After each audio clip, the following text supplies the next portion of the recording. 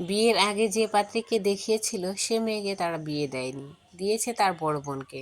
যে রাতটা আমার জীবনের শ্রেষ্ঠ রাত হওয়ার কথা ছিল, সে রাতটা হলো শ্রেষ্ঠ বেদনাদায়ক রাত। পাত্রীর ঘোমটা খোলার পর থেকে আমি একদম নিশ্চুপ, কোনো কথা বলিনি। তার ছোট বোনের ধারে কাছেও এ মেয়ে নেই, না চুলে, না নাকে, না গায়ের রঙে। স্বাভাবিকভাবে কথাটা আমার পরিবারকে জানানোর পর একটা হট্টগোল লেগে গেল। এই মেয়ের নাকি ভালো জায়গায় বিয়ে হচ্ছিল না, তাই এই বেইমানিটা করেছে। শুনেছি এরপর কত টাকা যৌতুকের ব্যাপারটা মিটমাট করে নিয়েছে দু পরিবার। কতই সহজ না? যে মানুষকে আপনি চাননি সে মানুষকে নিয়ে সারা জীবন পার করে দেওয়া চাইলেই পারা যায়। আমি পরের দিন সকালেই যশোরের ট্রেন ধরি। জীবনে কোনো পাপের জন্য এত বড় একটা শাস্তি আমাকে তিনি দিয়েছেন। ছোটবেলায় মা মারা যান, বাবা দ্বিতীয় বিয়ে করেন। অবশ্য সৎমা যে অবহেলায় আমাকে মানুষ করেছে তা না, কিন্তু কোনোদিন কাছে রাখেননি। যশোরেই জীবনের পুরোটা সময় কাটিয়ে দিচ্ছি বলতে গেলে। মামার সাথে থাকছি, ওনার ব্যবসা আছে। মামা মামি আর আমি, একটা মেয়ে আছে, 4 বছর হলো বিয়ে দিয়ে দিয়েছে। এখানে ভালোই আছি, তবুও দিন শেষে ঘুমাতে পারি না। বাড়ির সাথে কোনো যোগাযোগ রাখি না। বিয়ে করা মেয়েটার নাম সুরভি, ওর সাথে তো কথা হয়নি পুরো 1 বছর। রোজা ঈদের দিনের রাতে বাড়িতে গিয়েছিলাম, সে রাতে কোনো কথা হয়নি আমাদের। সকালে উঠে দেখি বাড়ির সব বাচ্চা কাচ্চারা দৌড়াদৌড়ি শুরু করে দিয়েছে।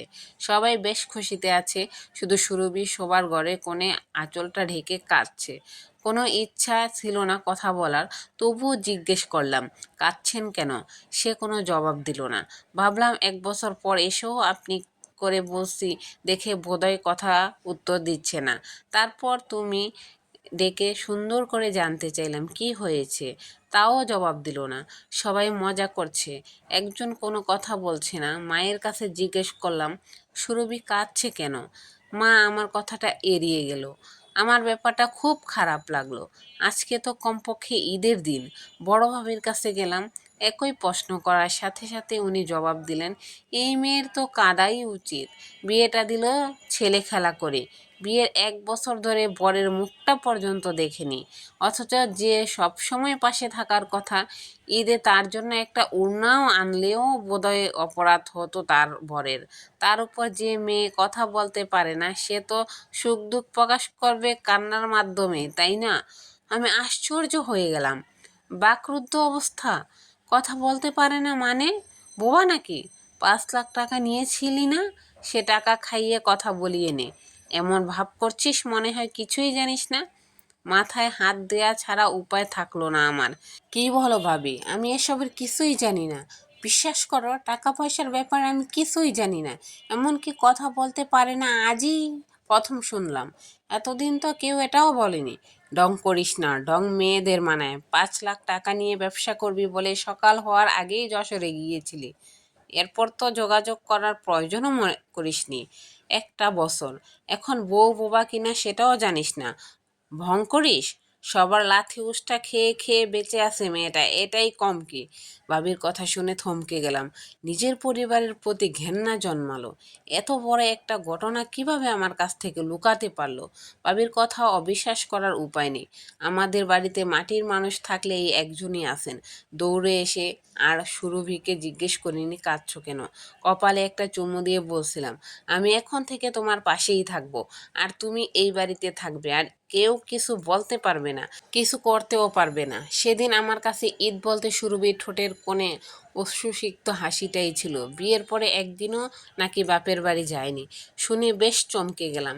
সে কাগজে লিখে যা বলল তাতে আমার মনটা আবার খারাপ হয়ে গেল। এই বোবা মেয়েকে আবার যে কোনোভাবে গড়ে নিলে নাকি ছোট মেয়ের বিয়ে হবে না, এজন্য কেউ আর নিতে আসেনি। এরকম 5 লাখ টাকায় বিক্রি করে দিয়েছে সারা জীবনের জন্য, যেন ঘরের কোণে দামি অপ্রয়োজনীয় আসবাবপত্রটা বিক্রি করে দিয়ে হাঁপ ছেড়ে বেঁচেছে।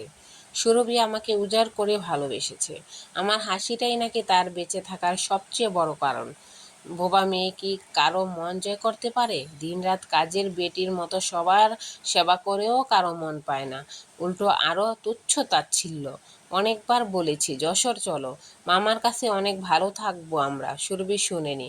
এখানে মরে পচে গলতেও নাকি তার আপত্তি নেই। এই বোবা মেয়ের পোড়া কপালটা যে একদিন অনেক বড় একটা চমক লেখা ছিল কে জানে। মাত্র 20 টাকার একটা লটারি দৌড়েছিল, প্রথম পুরস্কারটা তার ভাগ্যেই ছিল। কত কত টাকা! সুরভি বড় ভাবিকে খুব পছন্দ করত, তাই সব টাকা উনাকেই দিয়ে দিতে চাইল। কিন্তু ভাবি এক পয়সাও নেবে না। যারা এতদিন দূর দূর করছে তারাও। এই গল্পটা ফেসবুকের টাইমলাইন থেকে নেওয়া।